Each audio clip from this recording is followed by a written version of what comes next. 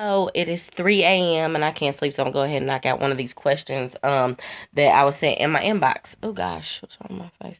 Anyway, so disclaimer, I am not your doctor, I'm not a therapist, I'm not an expert at this by any means, I'm not your pastor. This is just my advice as a mom and what worked for me. So hopefully it works out for you. If it doesn't, please don't sue me. I ain't got no money anyway, so you be mad. All right. Basically, this mom was saying that her 1.5-year-old son has been sleeping with her for all of his life, and she can't get him to stay in the bed without screaming and crying, and so she just brings him back to her bed.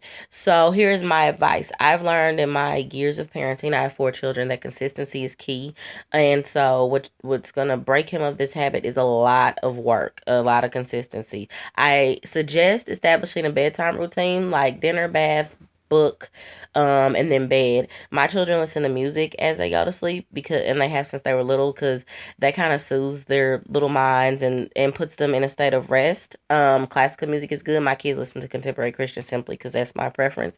But anything that's soft and you know, kind of lulls you to sleep, kind of thing. So I would suggest that, and then what I would do and what I have done with my daughter actually was lay her in her bed, lay him in the crib, and sit there in the room with him. Make sure he feels your presence, knows that you're there. But if he starts to stand up and he's like, I want to get out or whatever, starts tripping, lay him back down and then sit there with him. And it may take some time out of your evening. And, I do understand that, but it's going to take some work because this is a habit that he's developed. And like any habit, it takes time to break.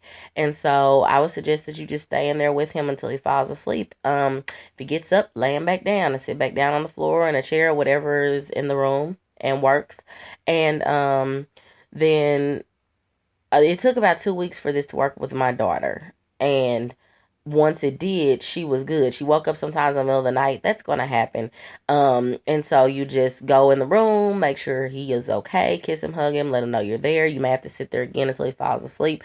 Eventually, exhaustion will set in and he's going to go to sleep because it's got to happen.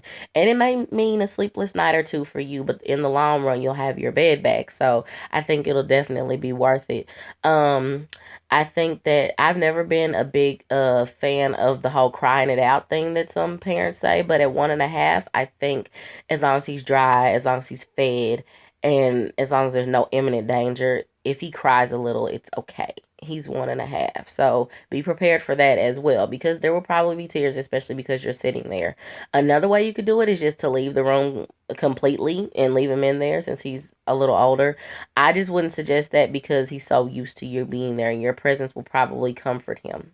So sitting in the room quietly, whether you're reading a book or on your little phone or whatever, would be a really good idea. And I'm just telling you this because this is what worked for me.